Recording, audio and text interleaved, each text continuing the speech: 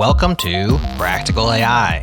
If you work with artificial intelligence, aspire to, or are curious how AI-related technologies are changing the world, this is the show for you.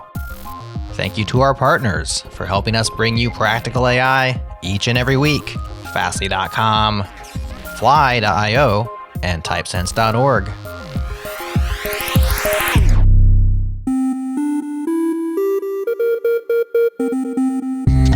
What's up, friends? AI continues to be integrated into every facet of our lives.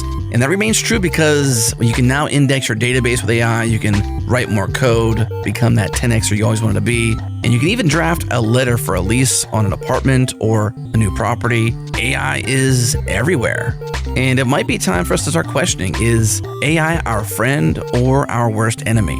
And that's the focus of the 3-part season opener of the award-winning podcast called Trace Route Podcast. You can listen and follow the new season of Trace Route starting November 2nd on Apple, Spotify, or wherever you get your podcasts. And this show is all about the humanity and the hardware that shapes our digital world. In every episode of Trace Route, a team of technologists seeks to untangle the complex question, who shapes the internet? Seasons 1 and 2 gave us a crucial understanding of the inner workings of technology while revealing the human element behind tech. And Season 3 tackles not just AI questions, but also how can we use technology to preserve the Earth? Who influences the technology that gets made? And what happened to the flying cars we were promised? I think it's safe to say that the future of AI is both exciting and terrifying. So it's interesting to hear the perspectives of experts in the field. Listen and follow this new season of Trace Route starting November 2nd on Apple, Spotify, or wherever you get your podcasts.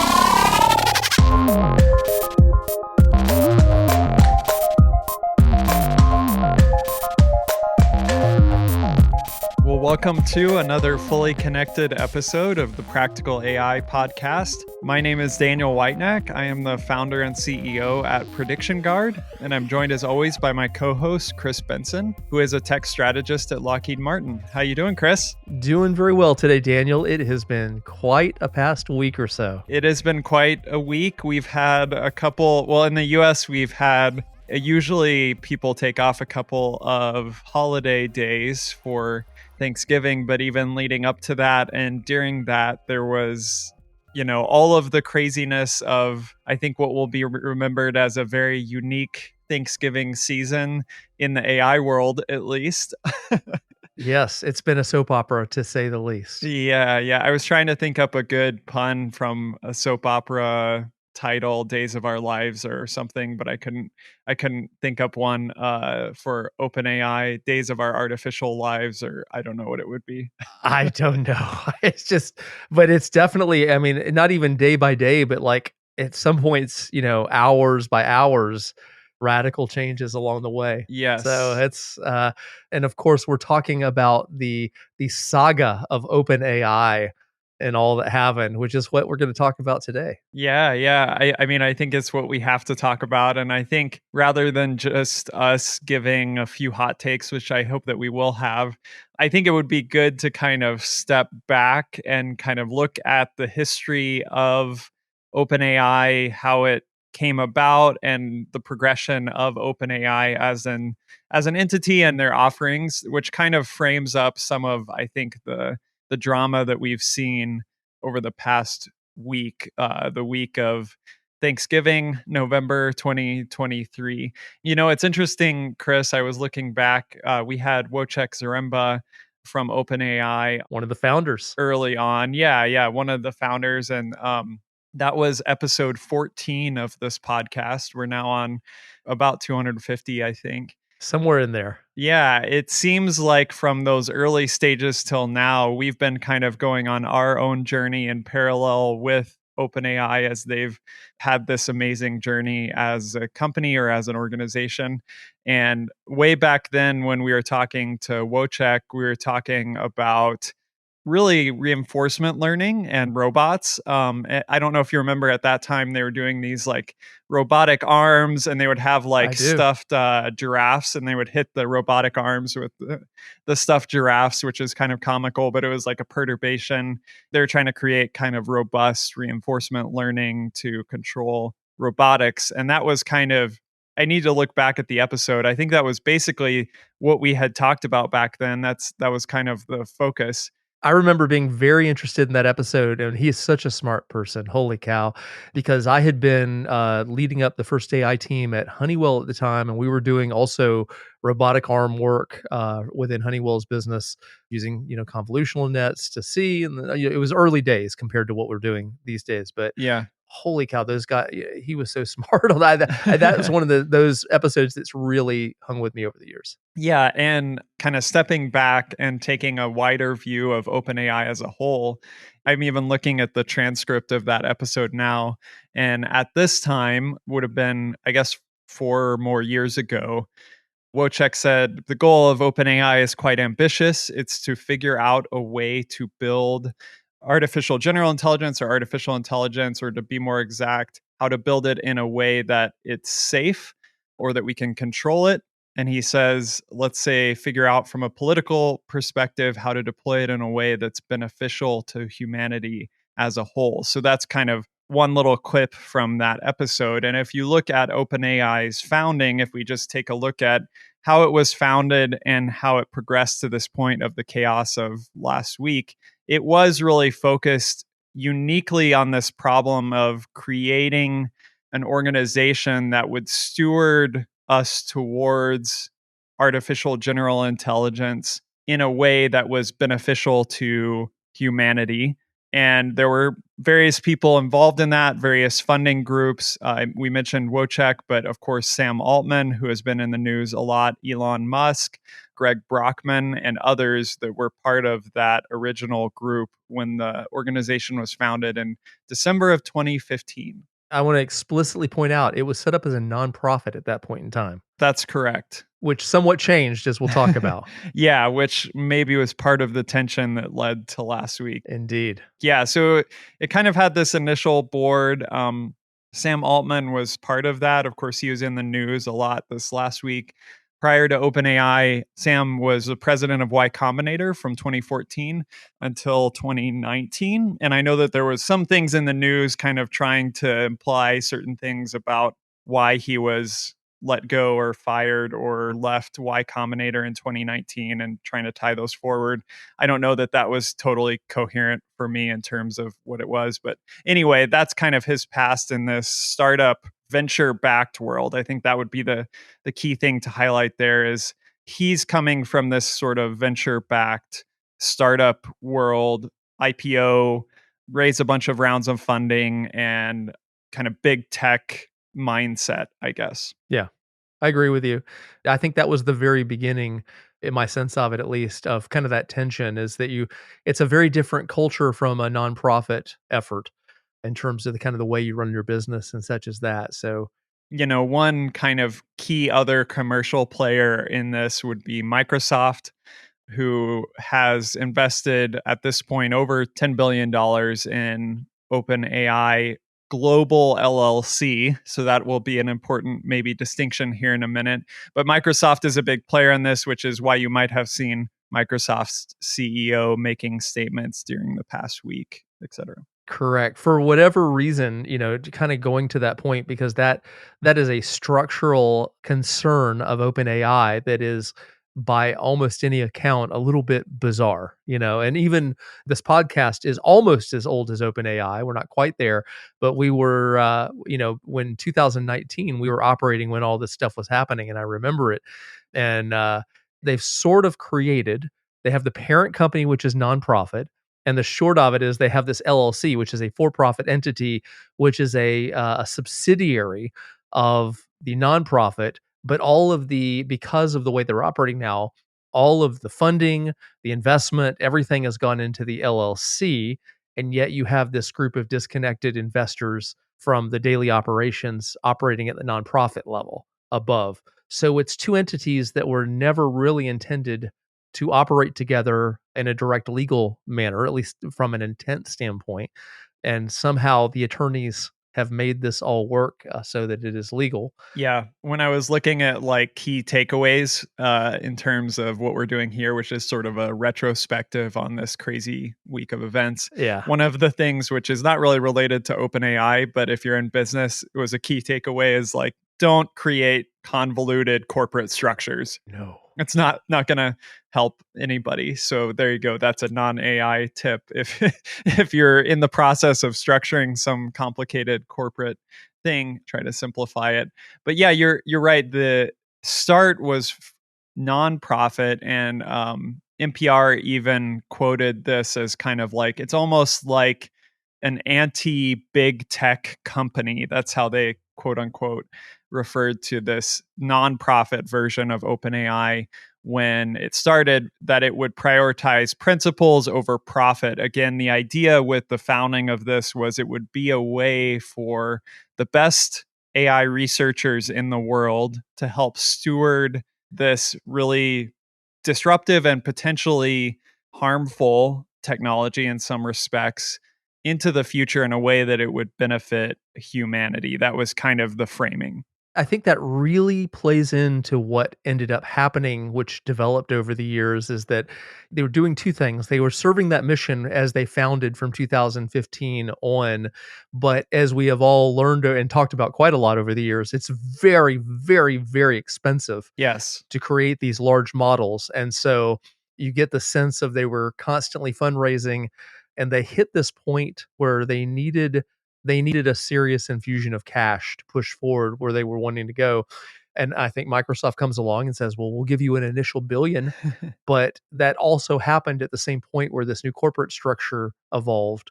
And I think that that was all tied together as well as I can tell from reading many, many articles on the topic Yeah, yeah. to get that investment going. And so they did that. They got the new thing. They got the initial infusion of a billion, and then the year after that, they got 10 billion more from Microsoft.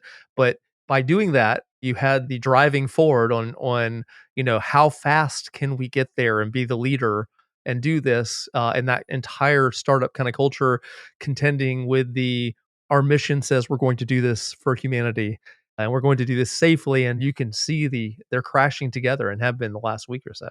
Yeah, yeah. So specifically what you're referring to, Chris, is this transition from a nonprofit organization to a quote unquote capped for profit, which I had no idea it even existed until The 100-time cap. yes, until we started talking about this a couple of years ago. But yes, a cap nonprofit where the profit would be capped at 100 times any investment, which, according to the numbers that you just told me about investment, would be a significant profit regardless, but a capped nonprofit.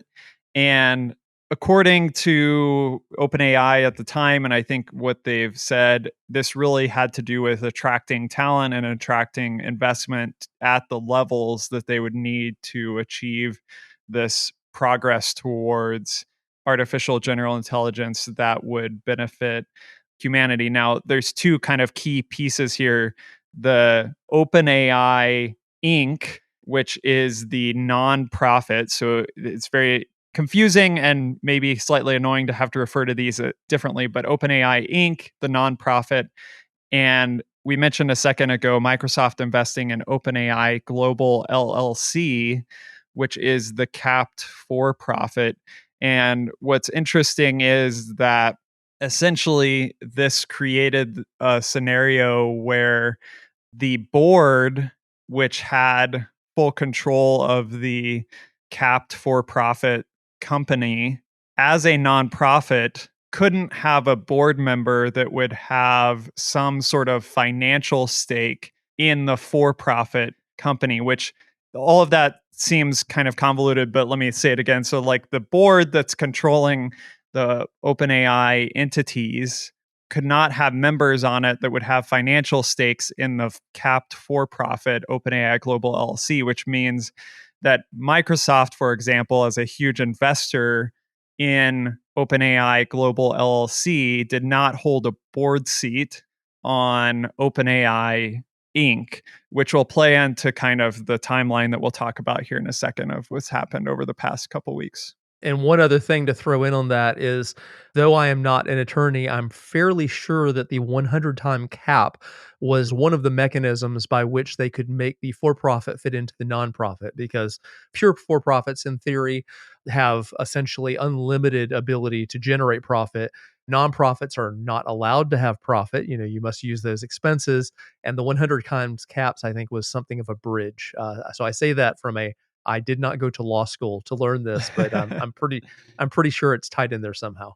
Well, Chris, in this saga of what's happened, we have this nonprofit, originally OpenAI Inc., that has spun out this for profit OpenAI Global LLC, which has received a huge amount of funding from Microsoft. And as we all know, over the past couple of years, has really become the dominant force in the AI industry with releases of all sorts of amazing technology. And tools, and of course, most recently, Chat GPT. So it might be worth just kind of giving people some context around this of like what happened over those years with OpenAI that made it such a driving force, which eventually led to, I mean, you could have a company that has a convoluted corporate structure and it blows up and the CEO gets fired and no one hears about it in the news and our lives pretty much go on, although it's probably unfortunate for their lives. But here, this had an impact kind of on the whole AI industry. And I think will have an impact on the AI market moving forward because OpenAI was such a dominant force in the industry. So maybe we could go back and visit some of those milestones in the history that came along from those early days when we were talking about robots and stuffed giraffes to now where we've got GPTs, I guess.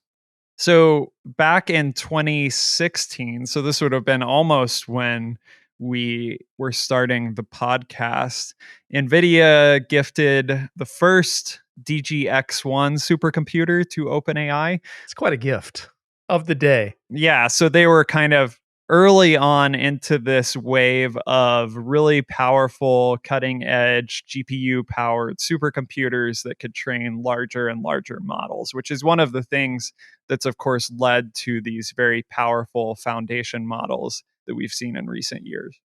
I don't know if they haven't gifted you one and you have it in your garage or something, Chris. No, my first DGX one which was when that was all there was on the DGX line, the original one.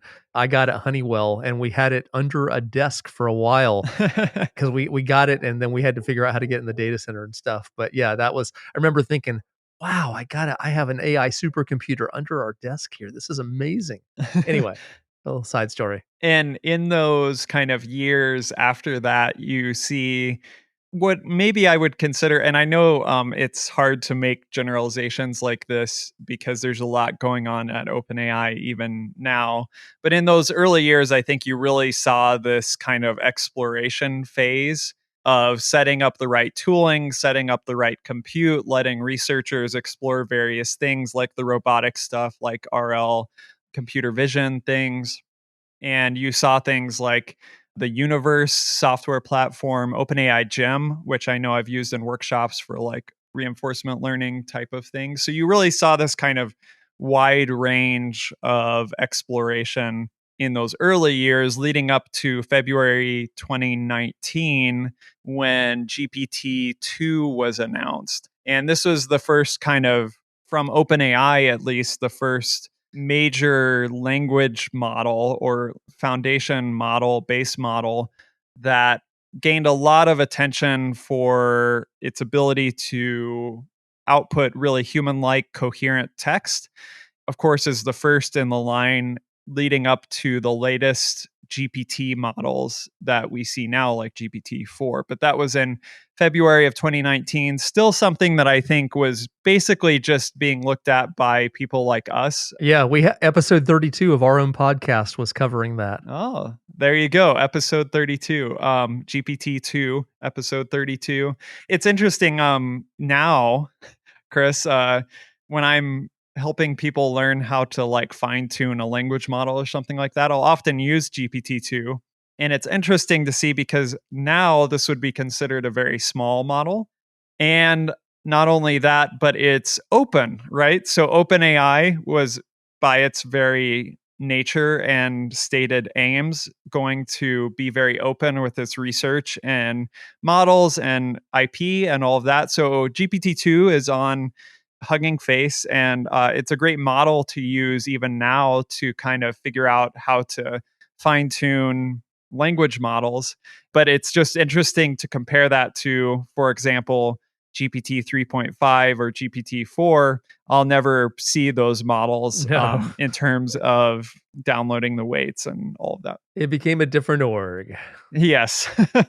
And with their own reasons for doing that, and that's their decision. But yeah, in 2020, then, so a year later, OpenAI announced GPT 3, which was a language model that was more extensively trained on this sort of huge corpus of content from the public internet. And, so it was a lot of scraped data and all of that. And I think this is really where you started to see some pretty crazy outputs from these language models, what people might have thought not possible. They started to see this with GPT-3.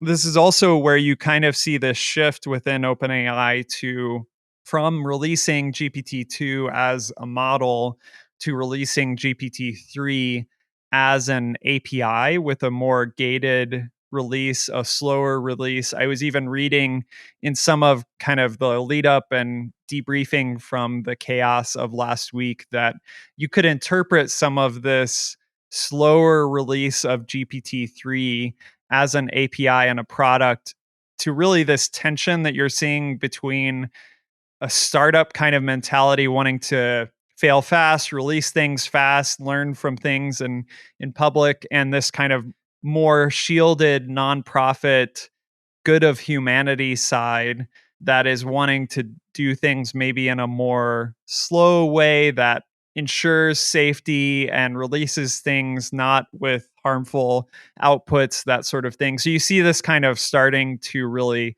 collide and come together, I think, around GPT-3.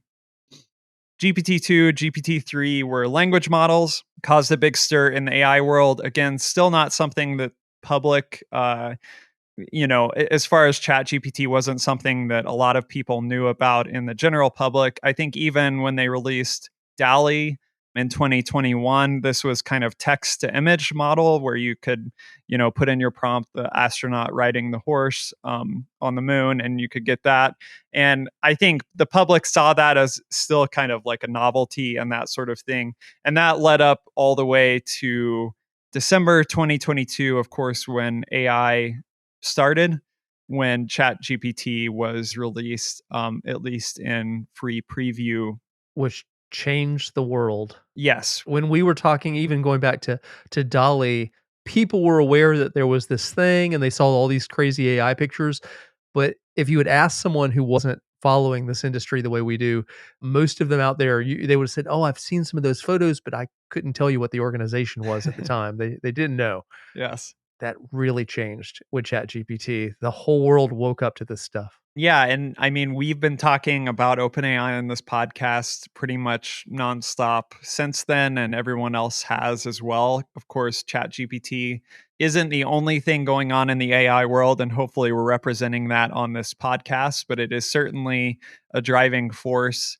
And we've, mentioned it a lot, and that's why the events of last week caused so much stir. It's worth noting still things happened after ChatGPT, right? We had GPT-4.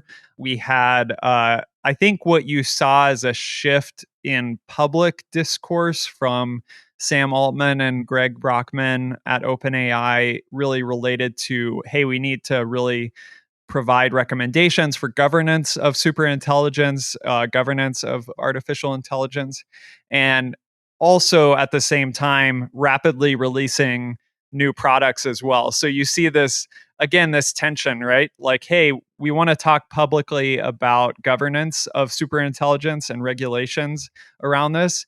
And at the same time, we're going to have our OpenAI dev days and release 4 new offerings, which are going to blow your mind and immediately permeate all industries, right? So you've got GPT vision and the GPTs, plural, which is kind of easier ways to create customized models and systems and RAG workflows, along with other things like their assistants, Playground, and API. So you have, again, this like, you just see these two things kind of coexisting where I'll use the words of NPR. They quote say, two competing tribes within OpenAI: adherents to the serve humanity and not stakeholders credo, and those who subscribe to the more traditional Silicon Valley MO of using investor money to release consumer products into the world as rapidly as possible, end quote. So you see this even in this past year, I think, in public discourse and in the release of products. And that leads us all the way to November 16th. So I don't know. Where were you on November 16th, Chris? We're talking like this great historical moment. As we're recording this is what, Sunday afternoon. This was a week and a half ago that we're talking on a Thursday. And so the whole thing happened in that week before Thanksgiving. And it was done in 1 week, from a Thursday, basically to a Thursday for all practical purposes, or Thursday to the Wednesday. And it was working, and happened to look at the news. And the first thing I saw was OpenAI had fired Sam. And was like, which was crazy because it was like right after his keynote. I know, a day. It was a day later. It was a day after his keynote. Yeah. It was just mind-boggling. Yeah. So apparently he got a text on Thursday night from one of the co-founders asking him to join a Google Meet on Friday. And they had already kind of tapped the CTO, Mira Murati, as the next CEO. And on Friday, literally, Microsoft learns of Altman's firing, quote, a minute before the world does. Again, so it was on Friday that we heard it, actually, not Thursday, but yes. Yeah, exactly. So it happened, well, it got into motion on Thursday, and then some of us heard about it on Friday.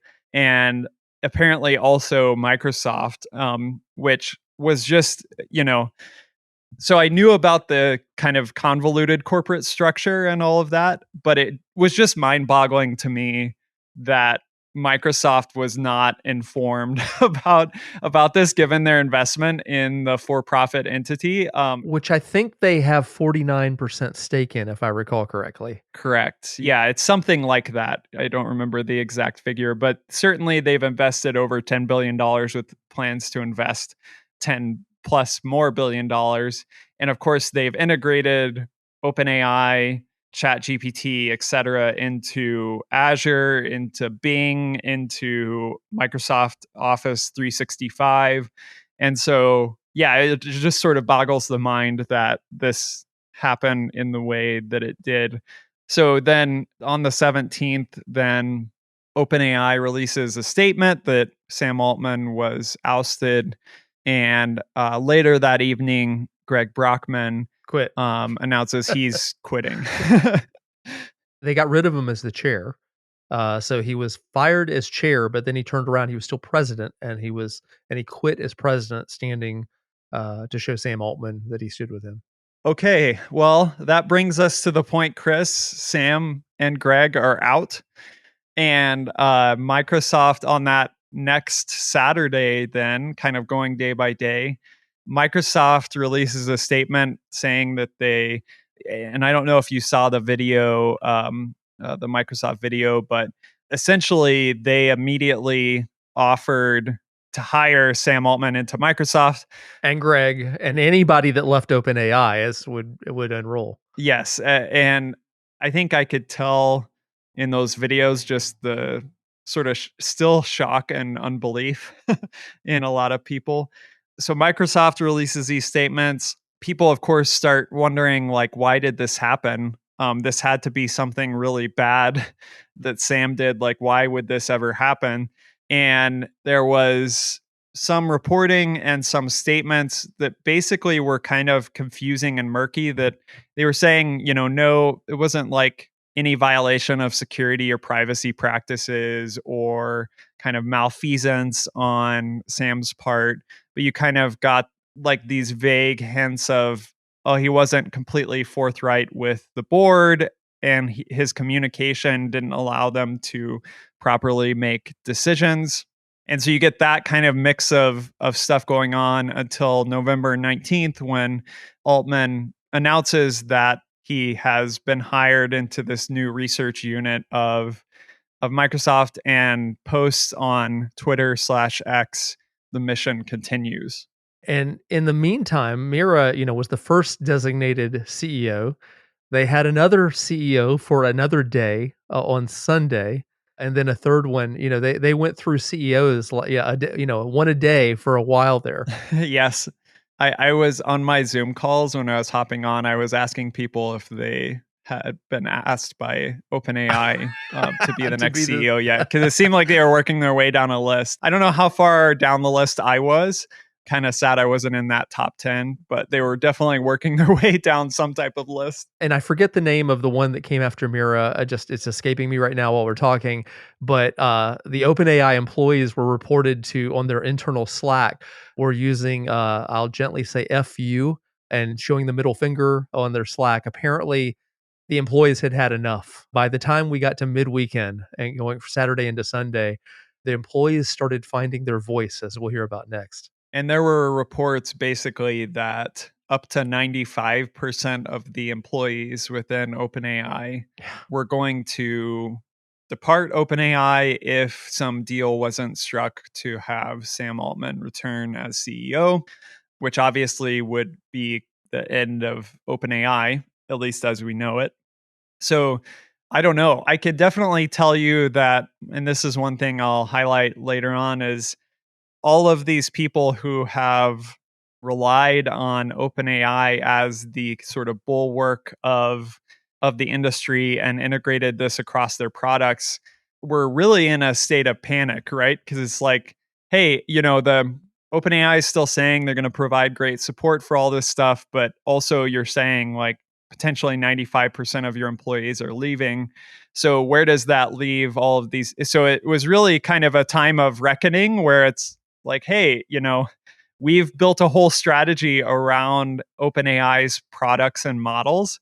So now what? And, the resilience of relying on this kind of single family of models, I think really, really was showing in that moment. If only there were services that could help people find a variety of different models and not be entirely dependent on a single family. Prediction card. I didn't say that. Yeah. Sorry. This is a point we'll make later, but I think it does. We even a few weeks ago had some comments about, with the executive order, is there firming up of the market around these kind of foundation models because of the regulatory burdens that would starting to be put on them, right? And I think that this kind of opens up the field a little bit more, regardless of what has played out with OpenAI. I think people are really wrestling with the fact of, hey, what else is out there? And of course, you've got amazing players in that space, from Mistral to Mosaic ML to Meta and what they're doing with Llama 2. And people really finding, of course, we're helping Prediction Guard, helping people build with these models, but a lot of people are finding a lot of success with these models. And I got a number of messages during this chaos about, hey, we weren't thinking about trying open models or models outside of the GPT family prior to all of this craziness going on. But now we're wrestling with that, not necessarily over the fence yet in terms of a strategy around that, but it's definitely caused people to think a little bit more about this kind of market. Yeah, having backup through diversity, if you will, in terms of model selection, is now going to be in the corporate consideration for any significant organization going forward. We've seen the chaos, and that will change the marketplace in general. So Correct. That brings us all the way to November 21st of 2023. So this would be Tuesday, I believe, when OpenAI releases a statement that they've come to a, quote, deal in principle with Sam Altman to return as CEO, with a completely new board, which is chaired by former Salesforce co-CEO Brett Taylor. And so One way you could take this is the sort of Silicon Valley venture backed world one. Like the board is now chaired by a leader in that space. And so a big question mark kind of hangs over this. What about that original vision mission of the OpenAI nonprofit? Is that completely dead or does it still exist? I think that's a real question to ask. Yeah, if I was channeling the OpenAI marketing team, I would expect that they would say, "Absolutely, that still exists. That's an overriding mission."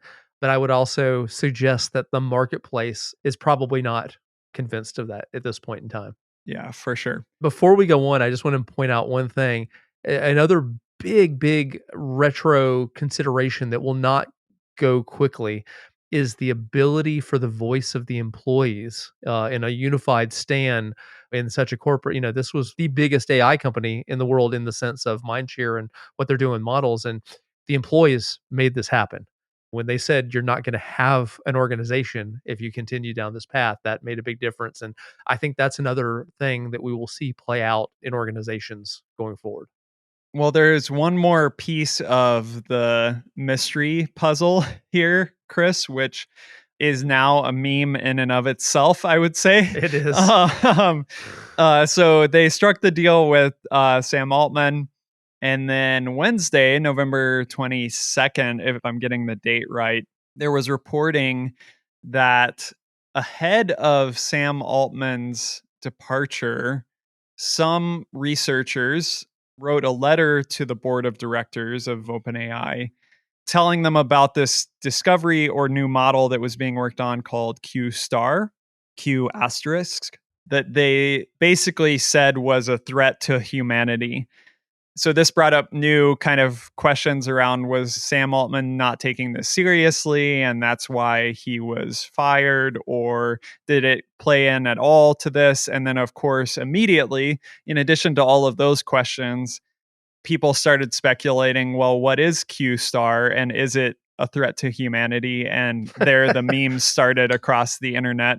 Our extended family got together for Thanksgiving, and I make a point of not bringing up AI. I mean, this is like, we have broad family, lots of interest, not in AI in general, or even technology in general.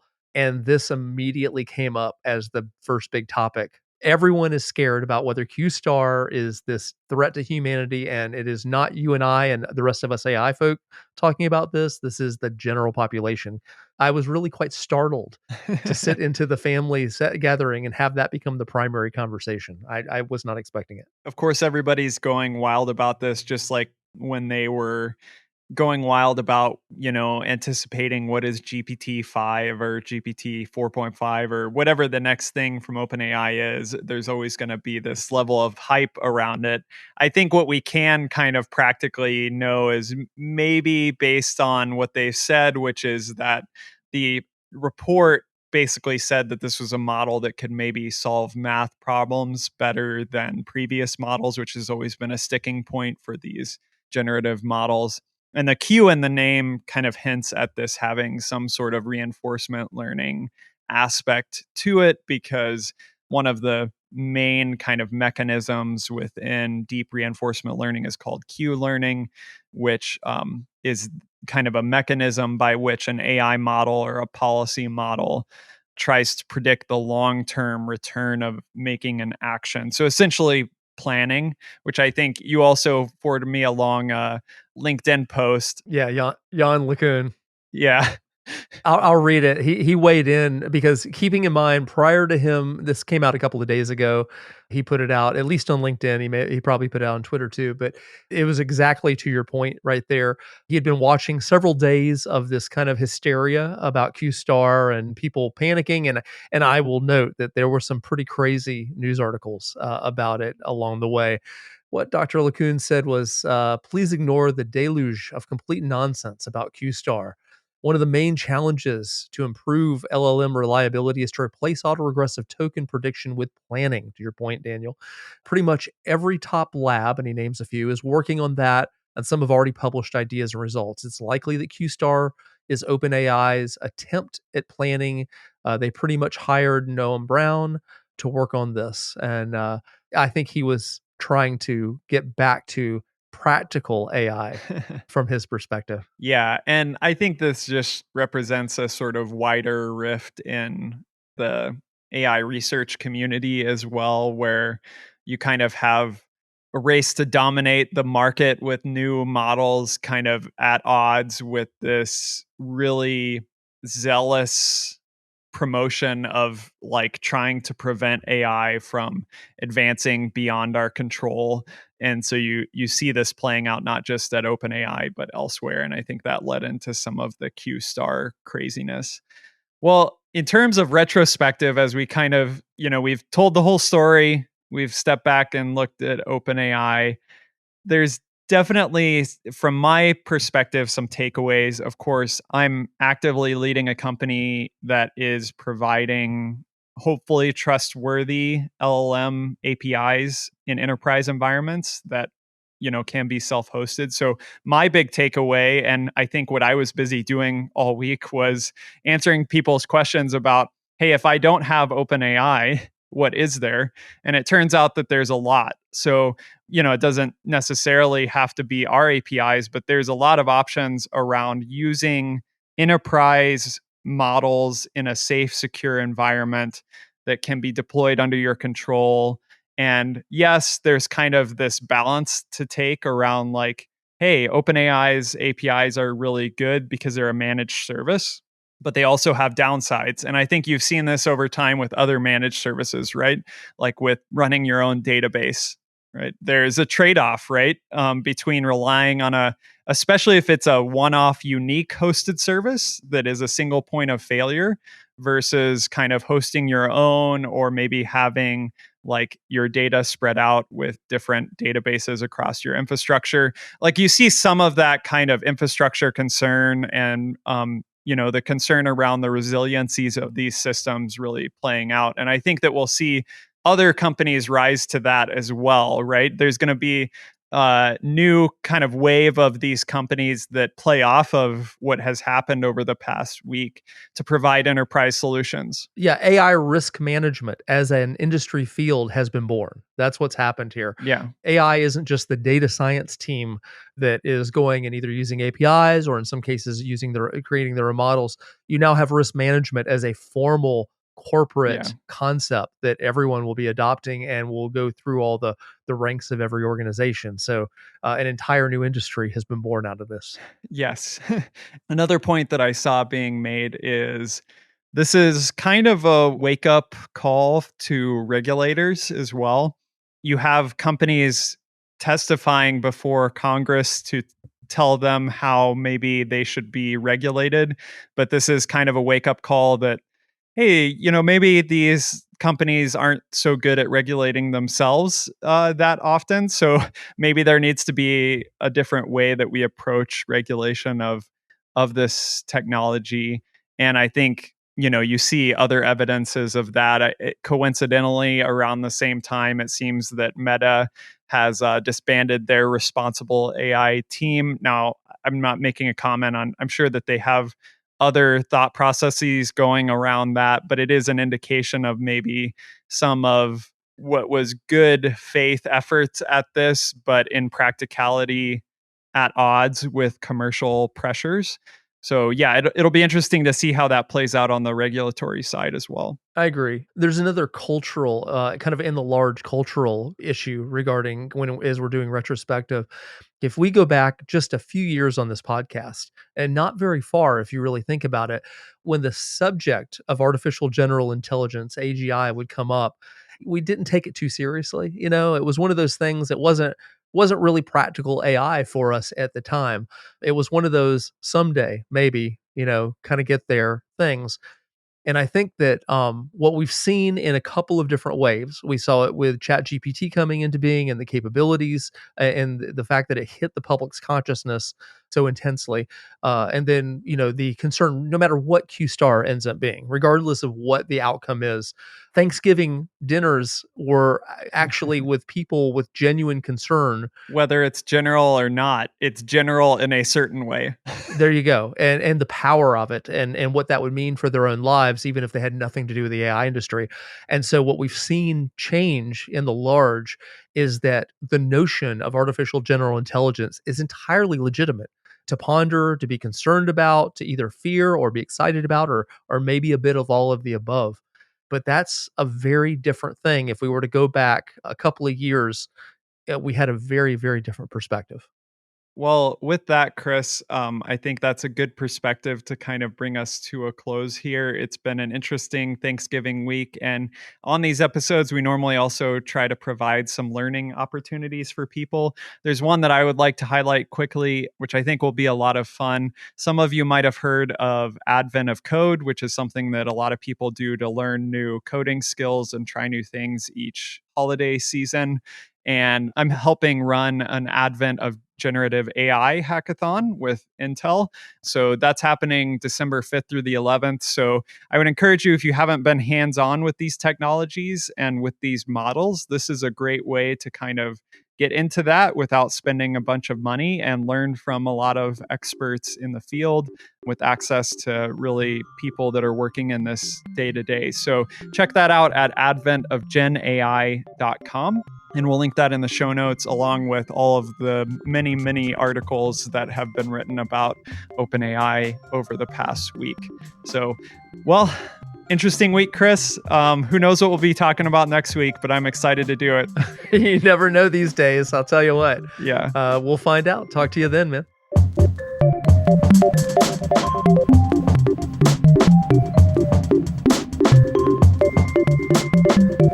Thank you for listening to Practical AI. Your next step is to subscribe now, if you haven't already. And if you're a longtime listener of the show, help us reach more people by sharing Practical AI with your friends and colleagues. Thanks once again to Fastly and Fly for partnering with us to bring you all Changelog podcasts. Check out what they're up to at fastly.com and fly.io. And to our beat freak in residence, Breakmaster Cylinder, for continuously cranking out the best beats in the biz. That's all for now. We'll talk to you again next time.